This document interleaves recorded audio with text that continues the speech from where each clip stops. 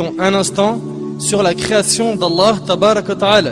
Mon frère, ma soeur, imagine qu'un jour tu te retrouves face à un tableau magnifique.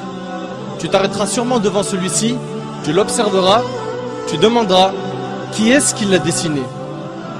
C'est sûr et certain, tu vas te dire qui est-ce qui l'a dessiné, ce magnifique tableau. Et tu t'en souviendras longtemps. S'il en est ainsi des tableaux qu'ont dessiné les êtres humains, qu'en est-il des magnifiques tableaux qu'Allah Tabaraka wa Ta'ala a créés et qu'il a disposés partout autour de nous?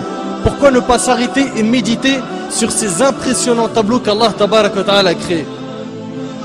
Sachez mes frères et sœurs qu'à tout moment où vous observerez la création d'Allah et que vous méditerez dessus, vous vous rendrez compte qu'à chaque fois vous vous retrouvez face à une chose d'une splendeur inouïe. On se doit de méditer sur tout détail qu'Allah Tabaraka wa Ta'ala a créé. À chaque fois que le soleil se lève ou se couche, à chaque fois qu'on voit la lune, à chaque fois que la pluie tombe, à chaque fois qu'on voit les nuages, à chaque fois qu'on se retrouve face à un beau paysage tel que les montagnes, la mer, la verdure, etc. Il faut s'arrêter face à cela et méditer. Et méditer. Regardons chaque détail du corps humain. Nos mains, nos poils, nos yeux, etc. Et méditons. Chaque plante, chaque oiseau, chaque papillon, chaque feuille d'arbre. Méditons. On ne doit pas négliger cette grande adoration qui est la méditation. À chaque fois que l'on observe une invention, on peut reconnaître les qualités de son auteur à travers les détails de cette invention. Par exemple, l'inventeur de l'ordinateur était sûrement quelqu'un de très intelligent. Les constructeurs des pyramides étaient sûrement des gens forts. L'auteur d'un joli tableau est sûrement un artiste très doué, etc. Qu'en est-il du créateur de cet univers?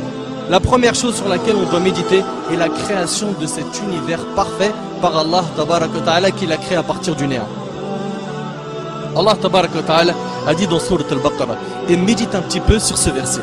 Allah Azza wa Jalla a dit dans Sourate Al-Baqarah, Sourate 2, verset 117, Badi'u samawati wal-ard. Badi'u samawati wal-ard, qui signifie il est le créateur des cieux et de la terre à partir du néant.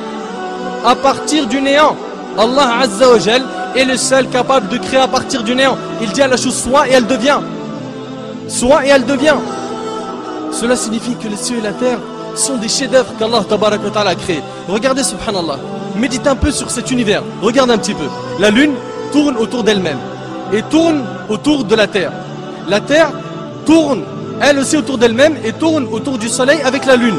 Toutes les autres planètes tournent autour du soleil et tournent aussi autour d'elles-mêmes. Et leurs satellites eux aussi tournent autour d'eux-mêmes.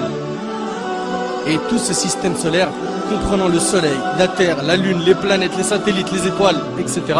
Tout cela appartient à notre galaxie qui est la Voie lactée. Subhanallah, c'est quoi cette perfection? C'est quoi cette perfection? La méditation sur la création d'Allah Tabaraka wa Ta'ala va donc nous aider à laver nos cœurs. Si tu observes la mer par exemple, combien de gouttes d'eau y a-t-il dans ces mers et ces océans? Comment cela se fait-il qu'il y a certaines mers qui ne se mélangent pas alors qu'elles se rencontrent? Comme dans le détroit Gibraltar.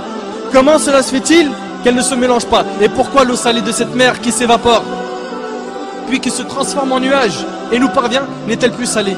L'eau de la pluie. Subhanallah, ça part d'une eau salée et ensuite c'est de l'eau qui n'est plus salée. D'autre part, saviez-vous que si ces mers étaient stagnantes, elles auraient pourri? Tout cela prouve une chose, c'est qu'Allah Azza wa Jal a tout organisé à la perfection. Et puis dans la mer, regardez la variété et l'énorme nombre de créatures sous-marines. Médite un petit peu sur les poissons.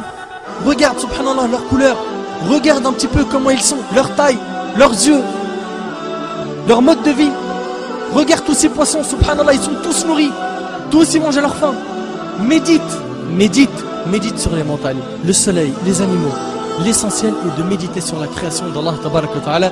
Abu Sulaiman, rahimahullah, a dit: habituez vos yeux aux larmes et vos cœurs à la méditation.